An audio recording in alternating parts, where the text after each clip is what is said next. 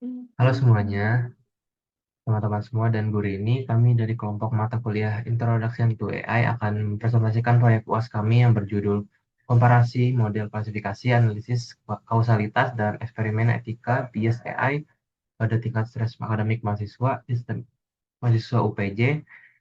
Di sini saya Zidane Tanagraha bersama dengan rekan saya. Saya Aura Kevas Prilea dengan NIM 2025 01 1015.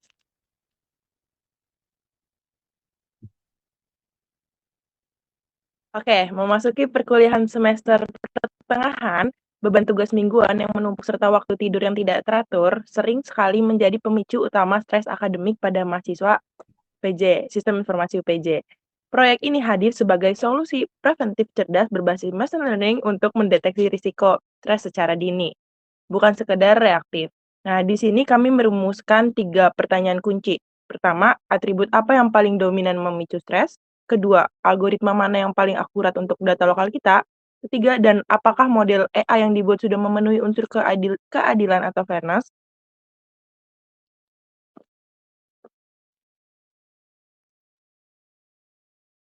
Sesuai dengan teori di kelas, sistem kami akan menerapkan siklus machine learning pipeline yang terstruktur. Yang pertama yaitu ingestion. Kami mengumpulkan 100 data primer dari kuesioner Google Form mahasiswa UPJ, serta 520 data global sekunder dari Kaggle. Kedua, data preparation. Kami melakukan pembersihan data dan dari nilai kosong menggunakan fungsi dropna dan fill-NA. Yang ketiga adalah fitur engineering. Kami mengubah respon tekstual kuesioner ke bentuk angka ordinal seragam, 0 itu rendah, 1 itu sedang, dan 2 itu tinggi. Dan terakhir, data segregation.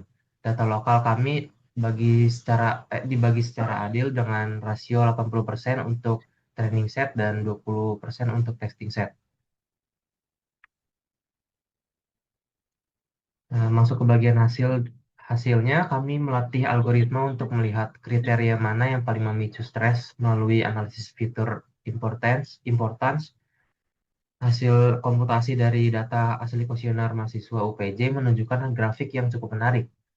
Faktor terbesar yang mendominasi pemicu stres adalah jam tidur dengan presentase 48,28%. Disusul sangat ketat oleh variabel jumlah tugas sebesar 41,52%. Sementara itu, aktivitas organisasi memiliki pengaruh kecil, yaitu 16,20%. Artinya pemicu utama stres murni masalah manajemen waktu tidur dan beban tugas, bukan karena aktif di kepanitiaan kampus.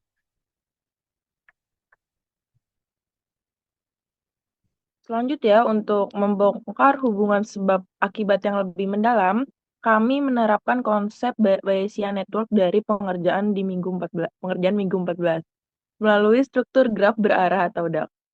Pada peta minda ini terlihat alur yang sangat logis.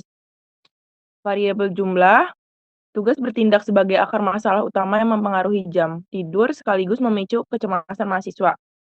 Akumulasi dari kurangnya jam tidur dan tingginya kecemasan ini bermuara langsung pada tingkat kelelahan. Pada akhirnya, simpul target tingkat stres ditentukan secara probabilistik bersyarat oleh variabel kelelahan tersebut.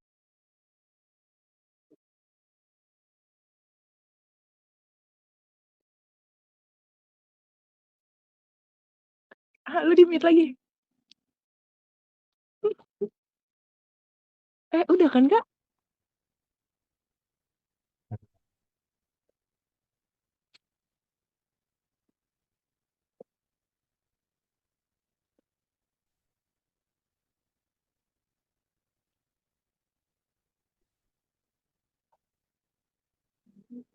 Untuk sesi demo codingannya, saya akan jelaskan. Nah, menjelaskan bagaimana logika matematika dan algoritma tadi dieksekusi secara nyata di dalam Python kelompok kami. Pada sel 1 ini, fungsinya untuk import dan konfigurasi. Di sini saya memanggil Pandas dan Nampi untuk olah data scikit-learn untuk pemodelan AI, serta Matplotlib dan Seaborn untuk penggambaran grafik. Yang sel kedua ini fungsinya untuk data preprocessing. Di sel ini saya membaca file CSV, JSON lokal, dan kagel global. Saya melakukan pembersihan nilai kosong dan penyeragaman fitur menggunakan manual mapping ke angka ordinal numerik 0, 1, dan 2. Dan di sel ketiga ini fungsinya untuk fitur importance untuk saya mengeksekusi algoritma random forest untuk menghitung nilai korelasi bobot pemicu stres mahasiswa yang kemudian memunculkan visualisasi grafik batang horizontal berwarna magma yang saya paparkan sebelumnya. Dan di sel 4 ini fungsinya untuk model training atau testing. Saya memisahkan data dengan fungsi train test split, rasionya 80/20. Di sel ini saya melakukan training model secara bersamaan menggunakan perintah fit pada tiga algoritma. Yang pertama categorical naive Bayes, yang kedua logistic regression, dan ketiga neural network atau MLP. Skor akurasi dan confusion matrix heatmap langsung dimunculkan di bagian sel ini. Lanjut di sel 5, fungsi sel ini untuk uji bias etika AI. Sesuai materi modul 15, saya menguji aspek keadilan data fairness. Saya sengaja melatih model naive Bayes dengan data luar negeri atau Kaggle dengan menggunakan Kaggle, lalu menyuruhnya memprediksi data lokal mahasiswa UPJ. Di sini komputer menampilkan grafik penurunan akurasi yang drastis sebagai bukti nyata adanya bias demografi jika AI kekurangan data lokal.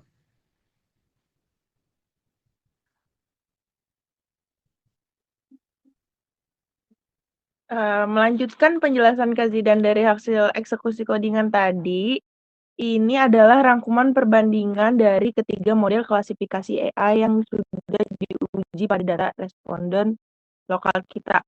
Kategori Navy Bias ada di 55% memiliki akurasi tertinggi. Itu juga ada logistic regression di 55% memiliki akurasi tertinggi juga, dan multilayer neural network di 50%. Pada itu, analisis teknis yang kami dapat adalah model probabilitas Naive Bayes dan model linear logistic regression terbukti lebih unggul karena dataset kuesioner cenderung kecil. Neural network berada di posisi terakhir karena algoritma saraf tiruan ini membutuhkan skala data raksasa untuk bisa mematangkan bobot jaringannya.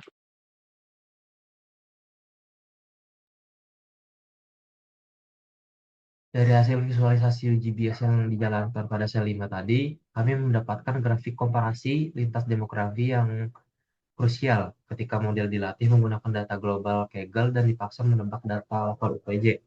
Tingkat akurasinya jatuh ke angka 47%. Ini menjadi refleksi penting dari materi modul 15. AI tidak boleh diadopsi mentah-mentah dari luar negeri. Perbedaan budaya akademik menyebabkan terjadinya bias demografi atau unfair, sehingga AI di dunia pendidikan wajib dilatih menggunakan data lokal yang representatif.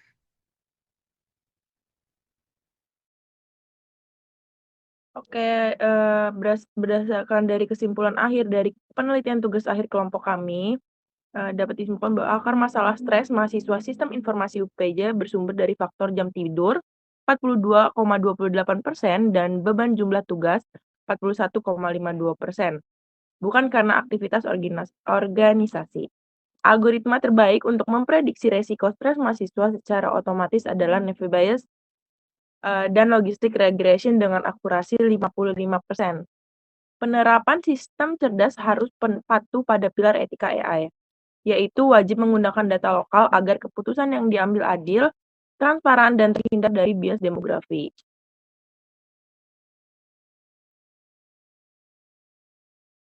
Sekian presentasi dari kelompok kami. Terima kasih banyak. Bye-bye.